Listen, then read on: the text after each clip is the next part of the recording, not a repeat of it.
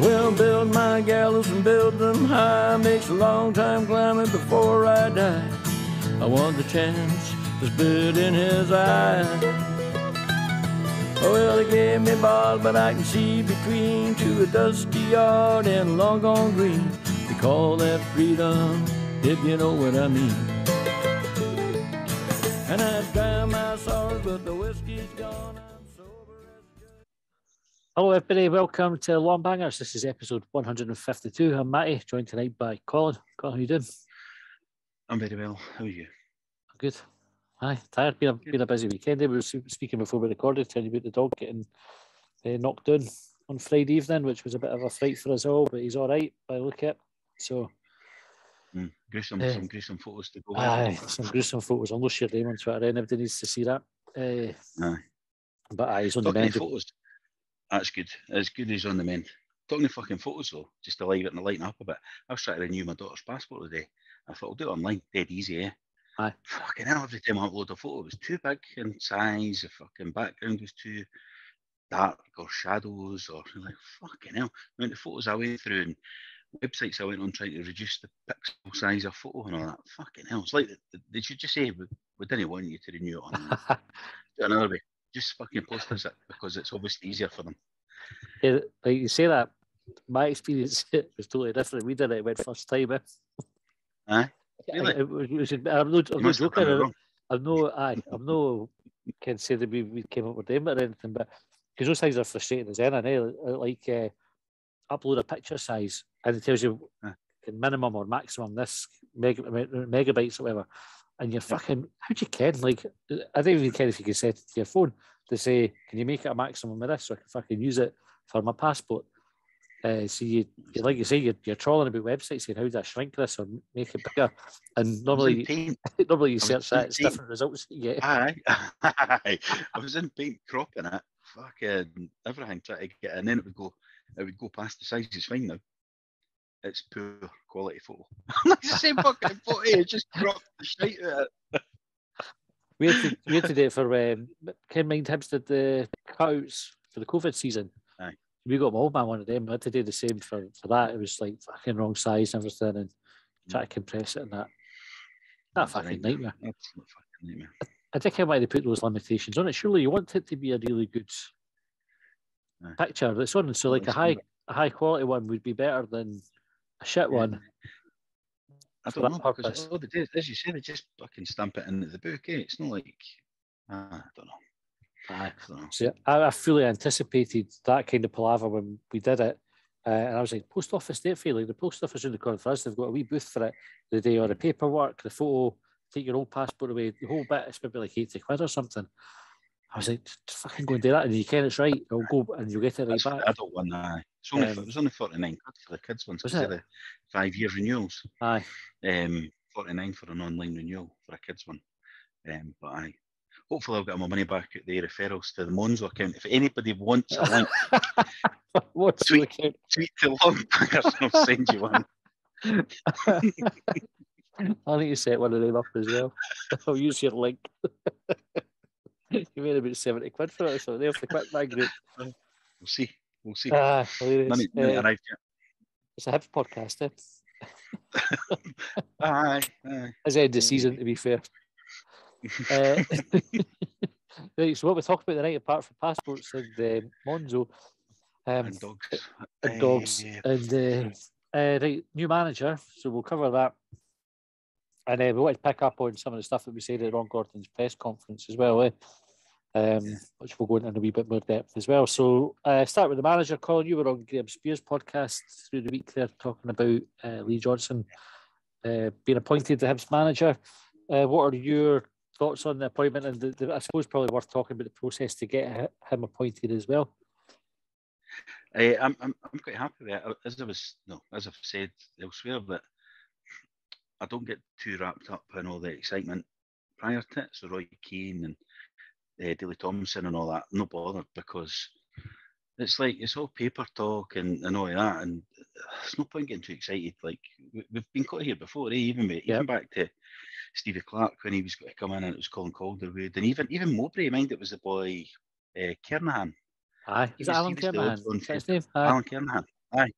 So like, there's loads of paper talk and folk pushing themselves into the agent, into the news, and in the club, I think, leaking stuff as well to the papers and people and that. So I never got too excited about any of them, and never looked at any of them. Obviously, there was videos and that, interviews kicking about,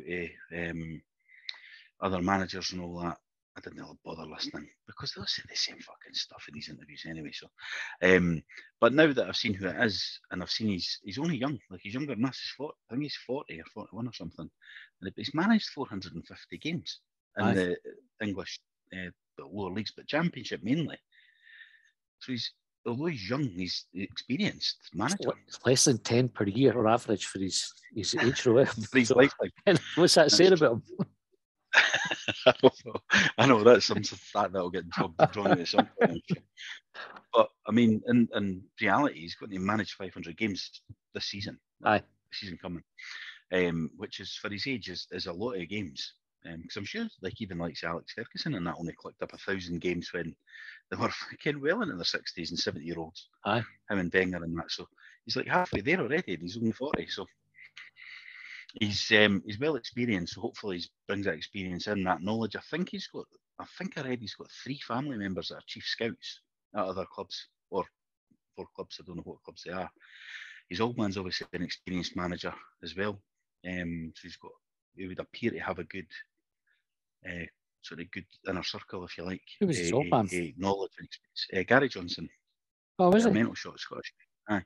Aye. So, I mean, he's got looking at all that, he'd done a good job at Bristol City. I think he was doing a good job at Sunderland. Like, folk have jumped on it at Sunderland because he got sacked and tried to link it with the Jack Ross thing and all that. But they were like, they won the playoffs yesterday.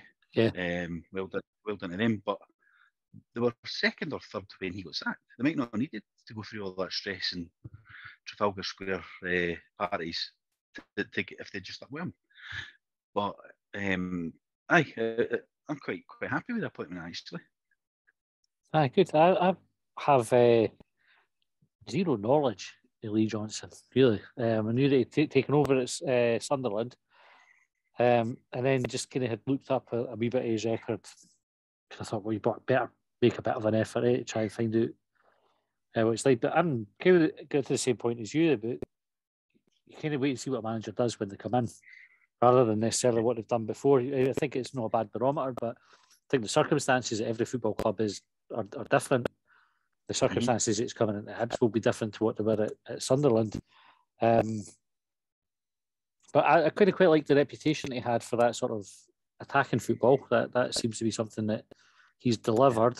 He did mention, I think, in his press conference that sometimes that's to the detriment of the team. And I think he got sacked for Sunderland on the back of like a 6-0 in for Bolton or something like that. I don't care how many managers get by with a 6-0 skid and if he gets that Hibs, but I'm not sure that there are that many teams out there other than Rangers and Celtic that are capable of putting 6 past even the worst teams that are in Scotland at the minute. It doesn't need to be as many as 6, does it? I mean, look at the sort of drama after Dundee United 3-0 this season, or the season past. That was enough to tip many over the edge, wasn't it? So probably doesn't need to be 6. That's a fair point. On the other hand, but that's the thing. We need to give him a chance. He needs to be given a chance. He should be judged on what happens, and particularly the league. The League Cup will give us an idea, but again, it's lower league. It's a bit pre-season, the League Cup group stages. Yeah. So it needs to be the league, and we shouldn't be looking at things like, "Oh, wait to see what happens in the first derby," or "What's he like against Rangers?" You know what I mean? It's just like, let's just have a wee fucking look and see. I think I always come back to Mowbray and that, but even though we lost the first game of the season against Kilmarnock when Mowbray was in charge, you could see it was different. Yeah. For the Williams and stuff, you could see that they were trying to play. You could see that they brought players in, like Murphy, that wasn't fit enough, but you could tell was got a touch and like positional sense and all that kind of stuff. So let's not try and judge them before fucking Christmas. At least let's just like support the team and see what happens. Get behind them. He did mention kind of the like the big games almost sort of saying he'll go and attack them the same as he'll attack the. Yeah. I suppose by definition, the smaller teams. I didn't think those were his words, right? But to paraphrase, which I suppose would be quite nice because we've not really done that too much over the last couple of years. Another thing it has a reputation for is bringing through youth players or being prepared to play young players.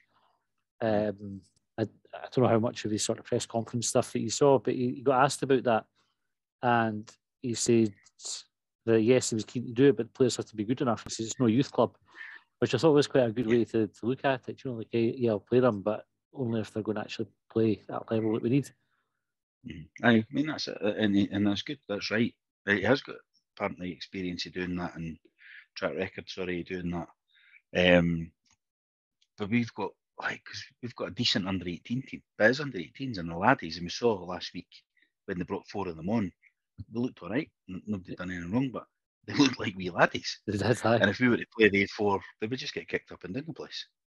So he'll play them when they're ready and when they're good enough and when they're big enough, I suppose, as well. So big summer for them. Go and get your fucking protein shakes and get yourself in the gym. You've got 6 weeks.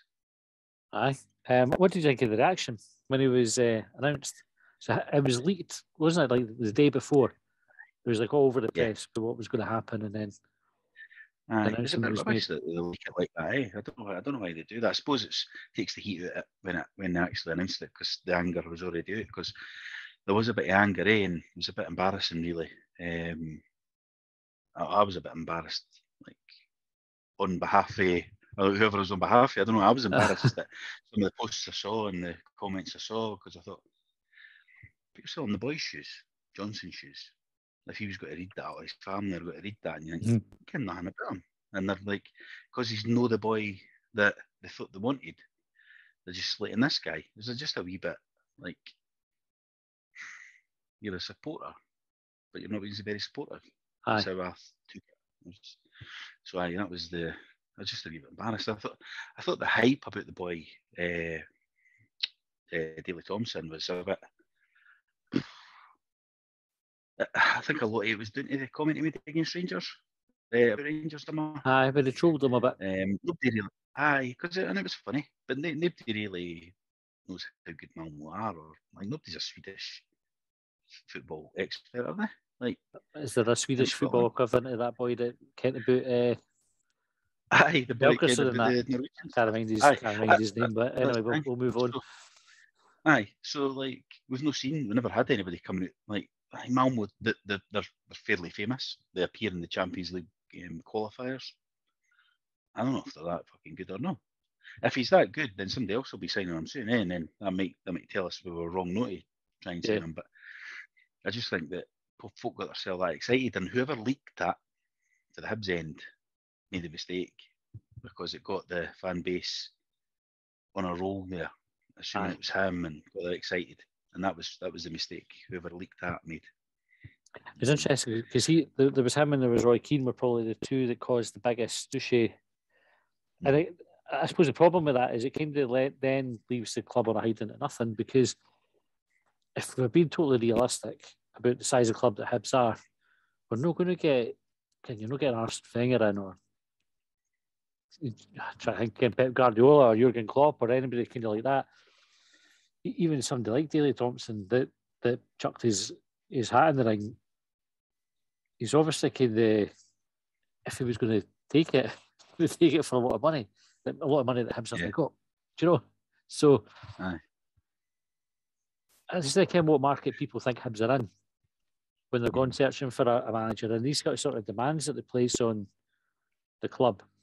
Like, and listen, there was a boy, Kenny Murphy, and fair play to him, he put his money where his mouth is. He's cancelled his season ticket, he's cancelled his HSL and everything, because he thought it was like an unambitious appointment when it wasn't John Daley Thompson.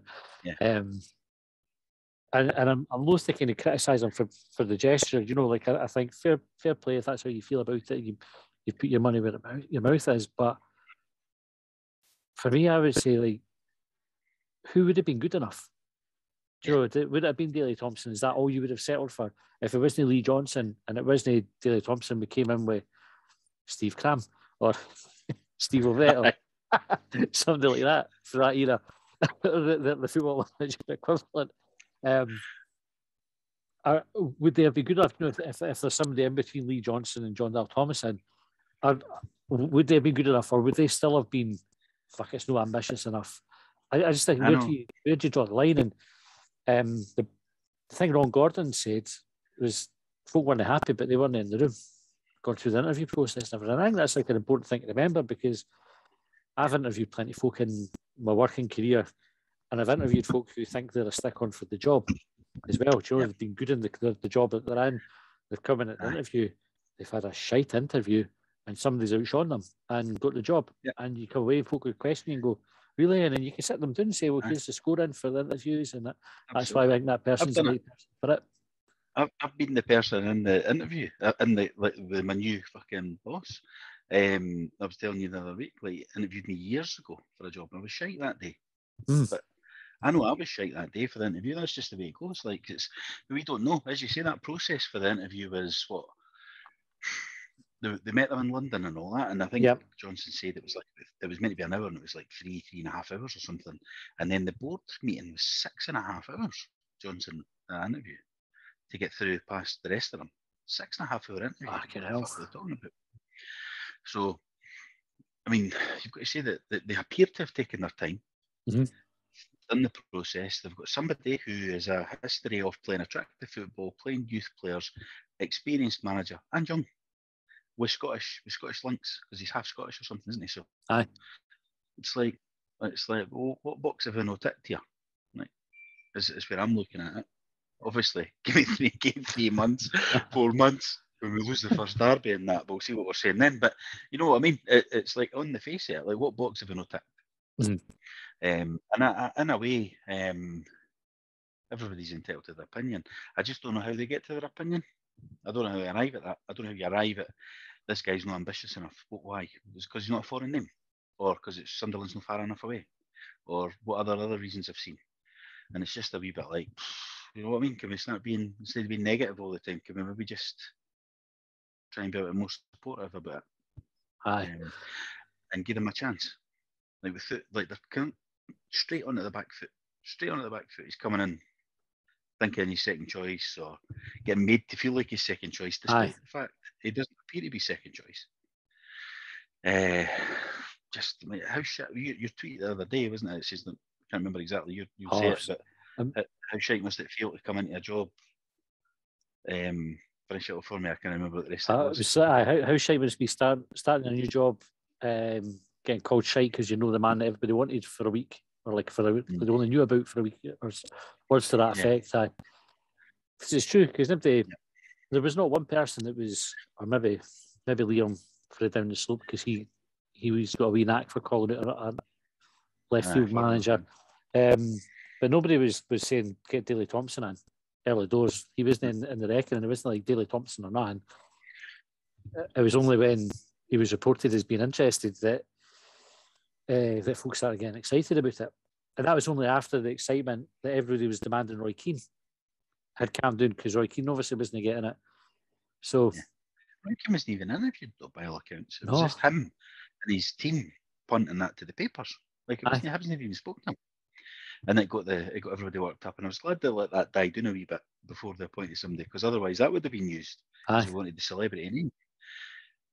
And I'm sure fucking Lee Johnson's probably managed more games than Roy Keane's managed in his career. I've not looked it up, so I could be wrong, right? But I bet there's no fucking far off. I was going to check that. There's about 15 fucking years of difference in age, though, you know? Aye, and he's a much more current experience as well. I'm quite looking forward to his interviews and that, I have to say, because he does get a bit of a reputation being a bit David Brenty, which there's a wee clip. I'll not say who shared it with me. Right? Somebody shared a clip with me. It's like a training session. I'll stick it on our group chat later. Training session that he's doing maybe in Marbella or something like that with Marbella. Marbella. I talked about it. It's late.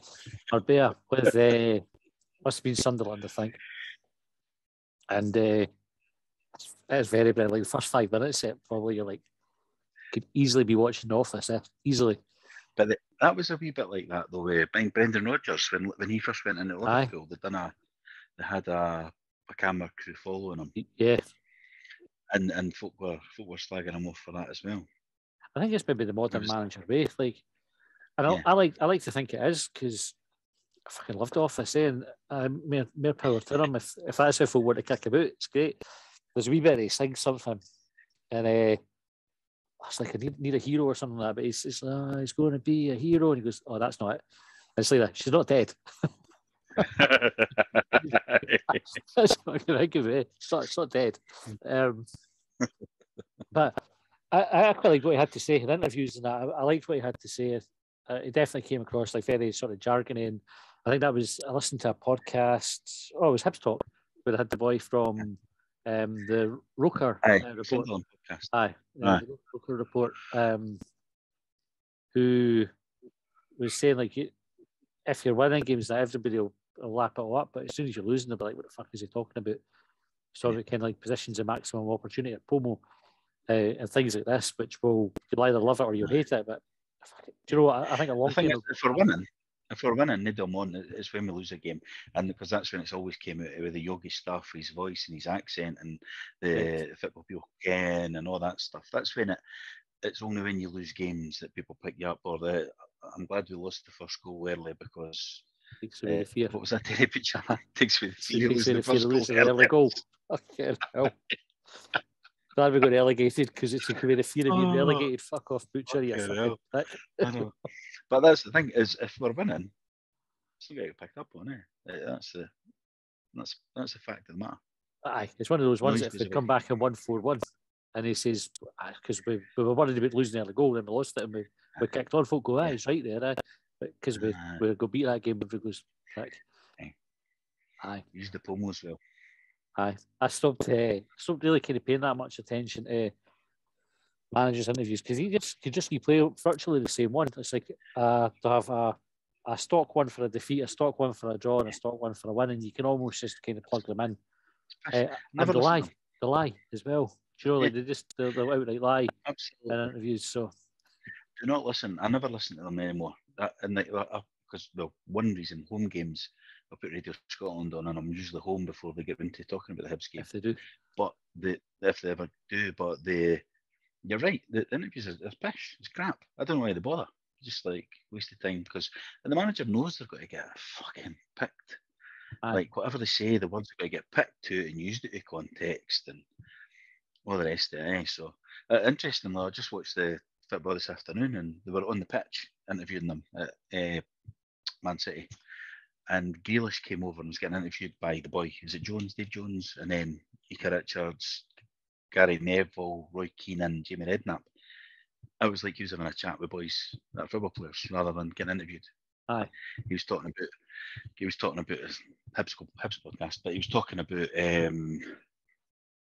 how he's not taking players on as much and taking as many risks because he's got Pep in his ear gone or his head gone. Then he lose the fucking ball. So they didn't hear football players telling the truth like this normally. Aye. But it was like he forgot, like with maybe the adrenaline and because he's standing talking to Mika Richards and that, who he knows and he's friends with or whatever. He's forgot he was on the telly. Just let his guard down. Because you're right. It's all just more of that. But then of course, if a player tells the truth, they get fucking criticised for that as well. Usually, don't they? Aye. Maybe as well just no bothering. What was the other point I was going to make about Lee Johnson? I suppose the other good thing is come in at right at the end of the season. So the kind of players must be away on holiday anyway, but they'll be back after a couple of weeks to start pre-season. I think how long they get off. But the good thing, presumably, that he's going through pre-season.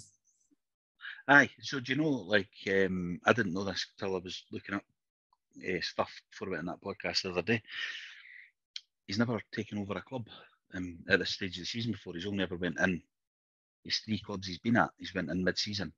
So this is the first time we'll have had, well, he's always had pre-seasons because he's been there more than a year. Yeah. It's the first time he's taken over a club at this stage of the season to sort of kick on the way he means to go on. Because if you take over a club halfway through, presumably you're taking over a bit of a shambles, you need to do a clear out or a transfer window, or the last manager's been sacked or whatever.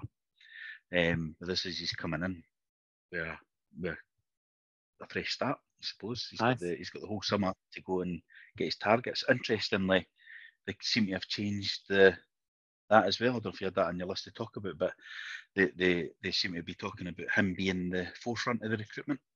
Leading the recruitment. As well, which in a way concerns me a wee bit. Not because I don't trust him, because I've no idea, right? But because it suggests there's a change to the structure in the club.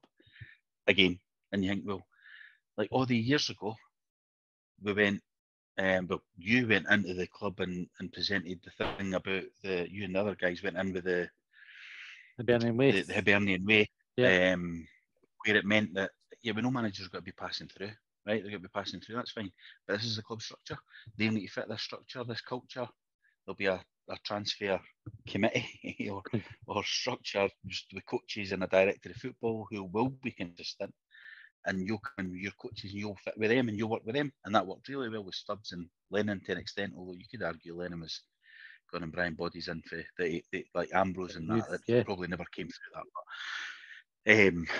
But that structure works for plenty of other clubs in England and Scotland. And we had that. We seem to have changed it to this committee thing that's not been working. And now we're saying manager, which means that when he fucks off and leaves, the new manager's coming, and we're just going to be cleaning bodies out left, right, and centre every window. And I'm not sure I like that, but you can't say they're not trying something different all the time. Yeah, but I just don't know. It suggests that I think that the leadership could be a bit stronger and say, no, this is how we fucking work. But I don't know if he's decided how he wants to work. Like on the other hand, so it seems another change away for and it could be to take the heat off his laddie. It could be. I think it was very deliberate that they mentioned that, given, Hibs have been on a sort of charm offensive to try and justify Ian Gordon's position, really, haven't they? And how the transfer system works. It's interesting because it was Ian Gordon and Ben Kensel that explained it on Down the Slope. Like they were very kind of clear about how it worked. It wasn't like somebody miscommunicated it. Or that's what they said. Aye, it's like it was misrepresented. They said it. Yeah, it was like for the horses. The guys that are in it. Aye. I know it seems a bit strange, but we'll see. I feel a bit sorry for the boy Ian Gordon, right? Because I don't know what his role is, but the head off title suggests he's got more say than he might have. He might have that say. I don't know. It's his dad's fucking club. His dad's training him up to take it over. Right, so just come out and be honest about it. See, this weekend, he's going to be owning this place in fucking 10 years' time, right? I'll fucking put him around all the fucking departments so he can sit run it when I go. All right? It's what fucking businesses do. That is. Like Tam Smith and Sons fucking joinery companies. You know what I mean? They'll say you're a fucking apprentice. You'll go and get the bacon rolls. And then you'll let you cut a bit of it. You know what I mean? It's just how it works. It's just on a bigger scale. It's just how it's the fucking owner's laddie. He's got to end up loaning the place. So he needs to learn the fucking ropes. Maybe just calling him a head off for the fucked up. So he just says, he's working with the recruitment boys because he needs to understand football a bit better. I never really questioned it. To help facilitate some stuff in that. You know what I mean? Maybe get us a wee job in there. You can fucking sort of the comms and that, Well, no comms, but you know, that kind of positioning. Spare. Make a joke. See this weekend. This is what he's doing, right? Well, we're at it. How far can he chuck a biscuit? Right. Is everyone thinking about that now? Great. Like, get on with everything else. So, I suppose we'll wait and see. I think it's good that he's got the pre-season. Be interesting. I always think that it'd be quite a good thing for a manager to do. If you were taking over like a project, that's what they'll fucking call football clubs now. A project. He was interested in the project at Hibs. You go, right, all well and good, but if you can come in when it's pre-season, so for day one you're setting the agenda, you're not having to undo what the last man's done or anything like that. You just straight in. It must be good for a manager to do that, I would think. It must be easier to do it than coming in the midst the games in October. Like, not that we have loads of midweek games like we've spoken about before, but like in England when he's done it, it'll be Saturday, Wednesday, Saturday, Tuesday, Saturday. You know what I mean? Constantly in the Championship and that. So he'll not have had time, to settle in until there's a break or till the pre-season. Whereas now he's coming in, clean it out, just have a look round. Because imagine the players are on holiday, aye, but I guess the other staff are all still kicking about in that. Probably I'll take their holidays at that time, because you need them all through the season. Aye, true. I'll need to be there. I wonder if it'll be easier as well. You look at the issues that Jim Goodwin had at Aberdeen, where he's told a few players, and Terry Butcher at Hibs as well, okay, when he came in and says, "You're not good enough, you're not staying," and then they were like, "Well, fuck you." He doesn't have to do that, then relying on the players for the rest of the season. He can just go, "You're not going to play next season, you've got the next however many weeks to find yourself a club. We'll help you," and then move folk on that way. Interestingly, he said they'd been incognito to a couple of games as well. Did you see him say that? Aye. So he's like folks saying, "Oh, he's no, need to get him in early, get him in quick so he can see the players and judge the players and that." Well, he went to a couple of games and he picked the two of the worst fucking games of the season. Aye. So you'll have an idea. Livingston away and Dundee away, but which were fucking horrendous. 2 defeats, played shite. Cold Wednesday night up in Dundee, all that stuff. So he'll have an idea based on he'll have all the fucking. He'll be sitting no doubt doing there on the Y Scout and all that, looking at all the stats and all the games for the season, plus the games he saw in person. He'll have an idea of what he needs to do. Aye, I'm quite excited about it. So I think with any appointment you have that, even if you're hesitant at first, I think most folk then get sort of optimistic about it. It's like a clean slate and you go again. Something a bit different. Can't be any fucking worse anyway than the last season. Well, at least I would hope no. They're in trouble if it is. What I'd also talk about is the press conference, and so Ron Gordon went on first. I can't remember who asked the question, whether it was Brian McLaughlin or somebody else. It's what it's like being your biggest learn. You've been at the club a couple of years. What's the biggest learn? And he says something along the lines, and I'm paraphrasing, right? So if I didn't get this exactly right, then forgive me for it. One of the biggest challenges of fans, the supporters are fickle, and you kind of keep them all happy, and it was worse to that effect. And I was listening to that driving home, so I dropped Josh off in Edinburgh, driving back along the road, and I was thinking about what he might have meant by that, because I think football fans are fickle, right? I mean, that's is no surprise to anybody with a statement like that. They're notoriously fickle. But I think the underlying message I took from it is he's trying to do all this stuff at Hibs, and along the way, he's met resistance and negativity from a chunk of Hibs supporters that have just made life difficult for him. And I was like, right, I wonder how do you get to that position? How it feels if you're Ron Gordon, you're going kind of like the big screens, right? As a great example, because folk chuck that up, Kim, and we've had a shite game, and they go, "Aye, but big screens, folk call it a vanity project and stuff like this." And you're going, they fucking bring in money. Like, he explained why you were doing it, and if you understand that explanation, that should be enough for it. You should go, right, that's a good thing for the football club.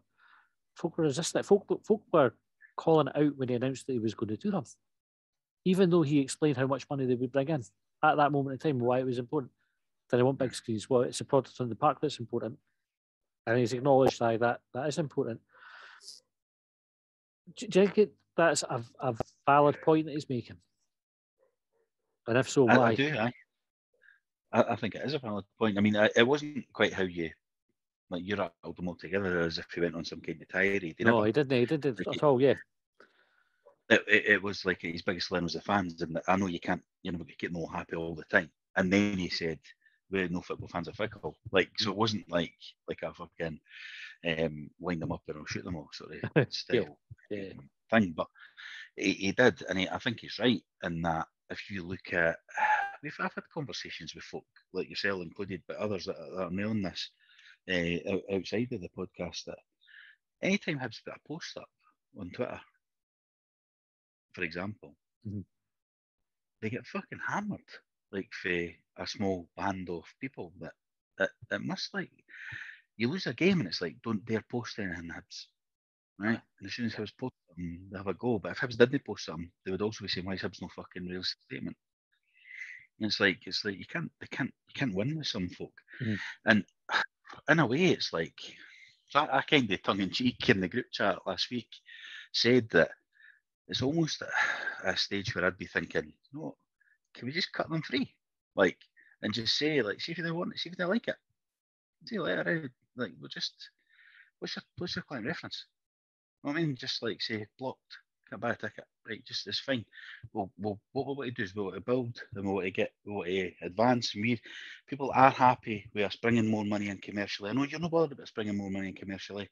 We are, the board are, the owner is. That money's going to go into the club, and yes, there's not been spent very well. It will be spent well at some point because we'll need to get a fucking manager that knows what they're doing or whatever.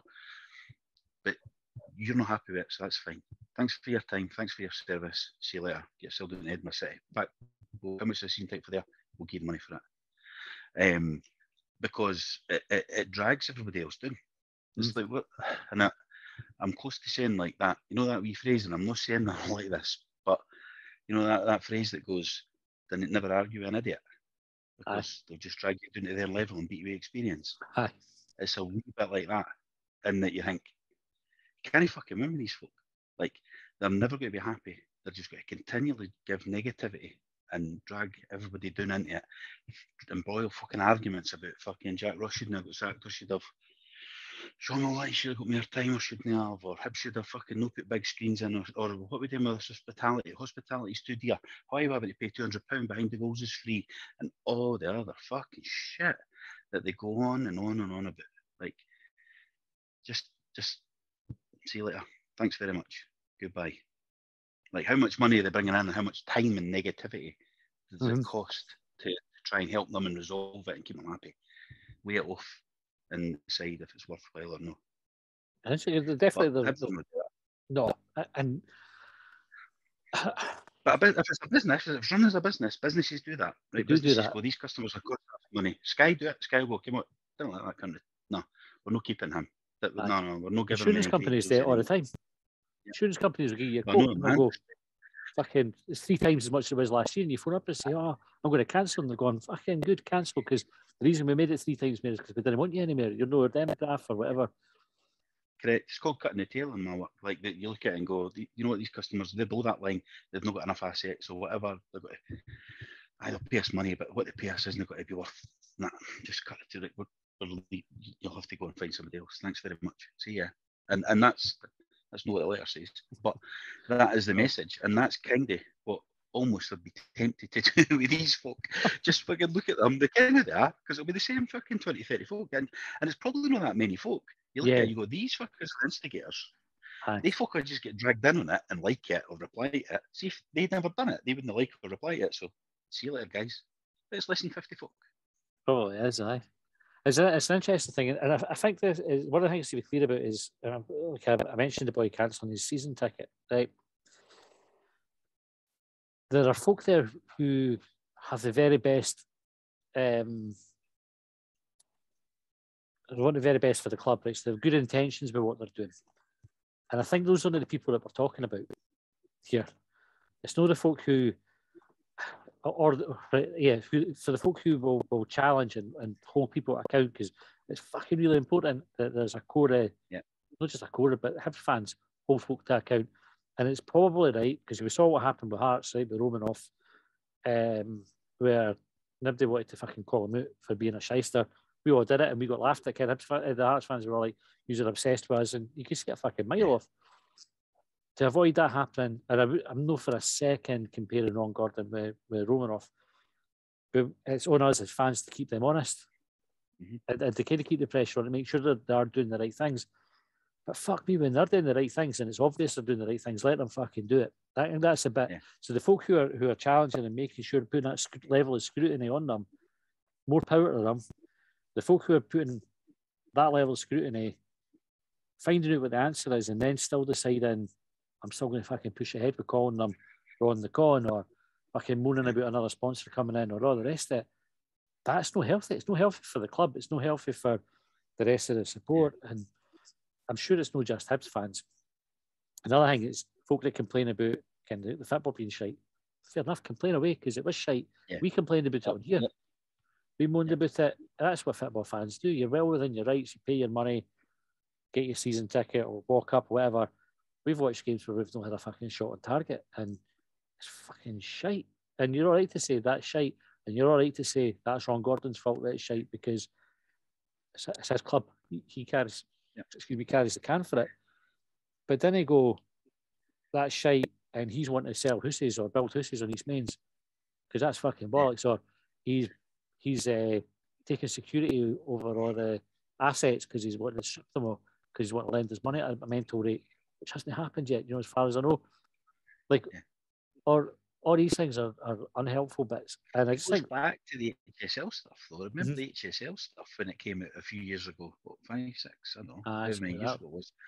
And it was getting called all sorts of stuff, and there was like prominent journalists and that involved and all that. Aye. And it was like a campaign against Peachtree and Farmer. Like, so it's not new. Like, Ron Gordon's a bit unknown, whereas Peachtree and Farmer were known for saving the club and that. But yet we had folk fucking calling them out for Ponzi schemes. Like Farmer was on the make. Like, he's got to make fucking 20 million if he's selling the land at fucking Easter Road. Like, boy, he's got hundreds of millions in the bank, and he's got to, like, that's the deal breaker for him.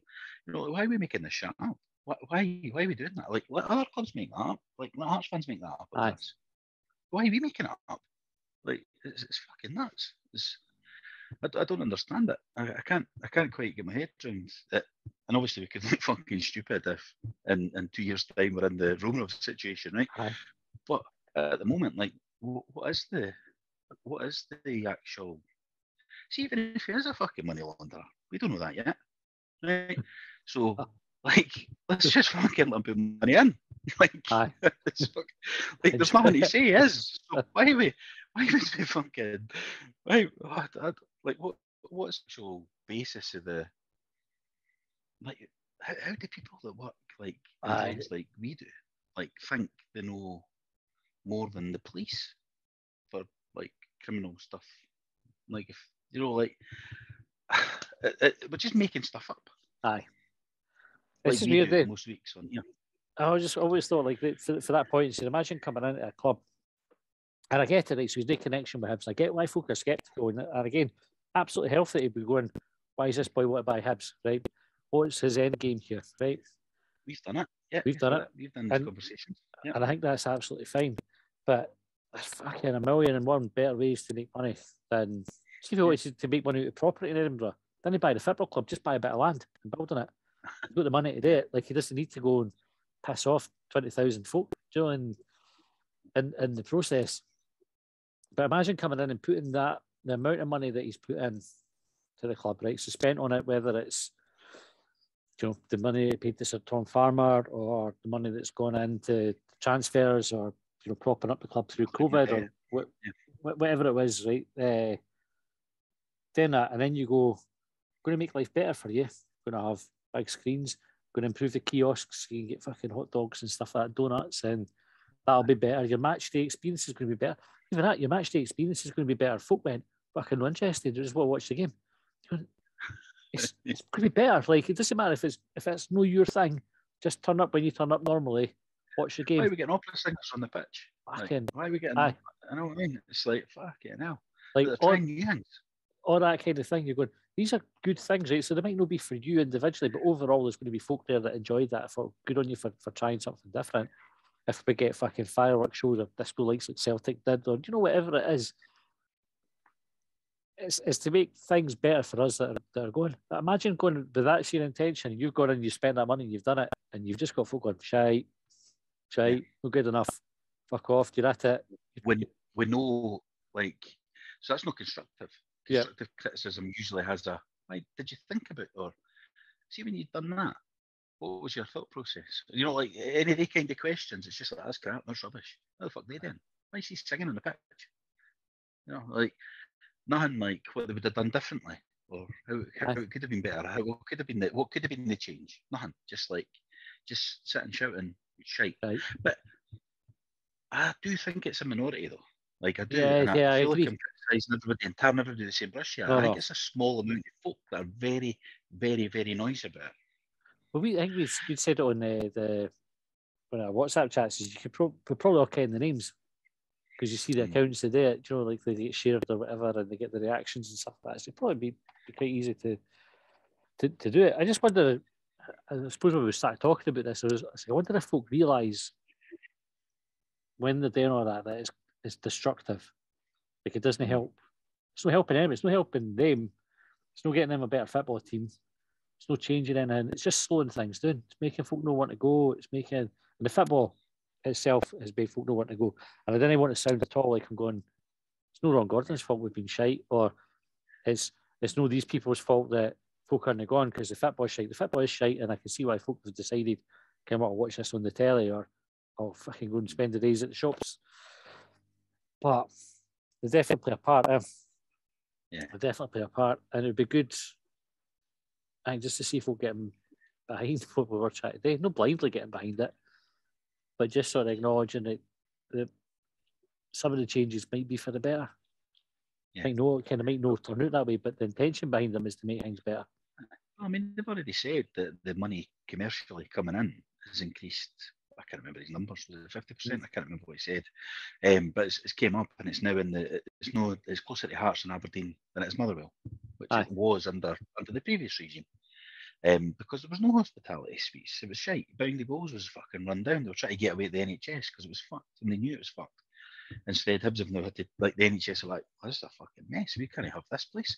So he's having to take all that and sort all that out. And now he's got the 3-4 levels of hospitality, expensive stuff like the corporate boxes and all that kind of stuff. Proper, like they're not wanting the boys that were going to the Edinburgh Suite in their jeans and a t-shirt. Like they're now wanting the folk in there that are businesses paying money, that are bringing folk in, and you know what I mean. And the old Edinburgh Suite boys, not all of them, because some of them were businesses, but the ones that weren't, there's your 200 quid, 700 quid season ticket, whatever it is. It's like a comfy seat in that. Go there and get a beer and a pie. And they're kind of ramping up the levels, you know, like the what Hearts Day. Like that Skyline, is it Skyline they call it? The restaurant that they get rave reviews, like not in a football sense, kind of like what to do. Because I think the head chef's happy. But I think it's rave reviews, that place. And that's all they're trying to do. They're just trying to, because I mean, they sent Dempster almost as a punishment exercise. Yourself over there and see what they fucking do. Because you made a fucking arse out here. You know what I mean? But she's got a lot of credit in the bank because we won the cup under her. With a lot of folk. And I think wrongly, because I think it couldn't have got run down a wee bit. Like, he came in and obviously looked at that and went, hospitality shite, sponsorship shit. We've got boards around the side of the pitch here that folk haven't paid for, and we're still fucking allowing them to be here. You know, it was a shambles in a way, that kind of stuff. And he ripped all that up and fixed it and brought the revenues up. What I'm on about on that, like, is that a good thing or a bad thing? I think that's a good thing. It's change. It's good, surely. We bring more money in. So actually, you're looking at it and going, this is what it was. This is the change we made. This is how much it is now. And it's fucking went up. So it's a good change. Aye. And that money is no going to pay for Ron Gordon. It's got to go to the pitch, innit? Like, this is Kevin Nisbet's transfer fees and all that kind of stuff. Aye. Tell me again, it's the money we've paid for players and that. All that extra money. And then the more we bring in, the more we'll be able to do that. Aye. So. All right, that's another soapbox episode, Sorry. That's all right. Nah, I just thought it was interesting. It was worth talking about, And like I said, I can't make it clear enough that criticism is absolutely fine, And it's no other place to say what's fine and what's no either, which I also acknowledge. And nobody said that. We're not kind of in the business of try to call it individuals or anything like that, all right? Like we're just trying to say, like, support the team, like that's what we're supporting. So let's fucking do some of that. On being on the case for the thing. Aye. And if it's going to be criticism, try and be constructive with it. Aye, or criticise where it's warranted, because there's plenty of stuff to criticise the club for, which is the other thing. So there's loads of stuff there that can be the team's shite and all the rest of it. You can say team's shite. We've done it plenty of times. Aye.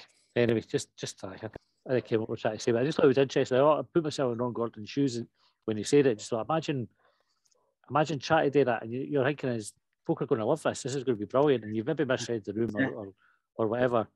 But then just to maybe they need to do more hammered before. Maybe they need to do more focus groups in advance though, before they start to change. Just read the room, like actually ask the fucking room rather than try to read it. Just say, what do you think? Got to do this. Got to bring my money in. I'll bring my money in. Aye. What else has got to do though? Well, I'll have to put a big screen in the corner. No, I'm not like big screens. Just go and ask before you. It might seem obvious to him as a businessman with a background in media and all that. Yeah. That's the kind of stuff you do. But going and say I said they try to read the room, just ask them, and just get a subsection. They used to do that. They used to have the working together stuff. Just go and ask it. Aye, let us know what you think. And if somebody wants to have their say, you go to that fucking meeting. See if you know what I mean. Yeah, fucking shut your fucking mouth then. It's like, didn't moan that the Tories got in if you didn't go to vote. Didn't vote. You know what I mean? Aye. Right. More of the same on Longbangers extra time tonight. Aye. No, finished. Nah. So, this is kind of time for this episode tonight. We will go on to record Longbangers extra time where we are starting our mid-year, end-of-year review. Aye. To look back at the season. So if you remember back in the January window, we did a mid-season review. We kind of gave the players ratings out of 15 and ended up giving the season a rating out of 15 to that point. So we're going to revisit that and see what score we come up with now. You can catch that by subscribing at longbangers.hubwave.net. If you think we've talked shite tonight, or if you've agreed with us, feel free to tweet us and tell us I agree or tweet Hibs and said we're not like it. Bit in the comments today. We'll block all the ones we didn't like anyway. So cut the tail. That's it, cut the tail. I'm interested to hear what people think about it as well. It's obviously an emotive subject, and you know, we're not calling out the support on mass. It's not like a handful of folk. They say, "Oh, we'll always fight for folks' right to criticise and hold the club to account because that's fucking important. And if that's what you're doing a grand job with, and more power to you." Right, that's us done for the night. We'll be back with Longbangers Extra and Short Bangers through the week. So until then, we'll see you later. County line I pledged upon. Well, they trailed me down when I broke free. I drank all the whiskey in Tennessee. I don't drink what I know.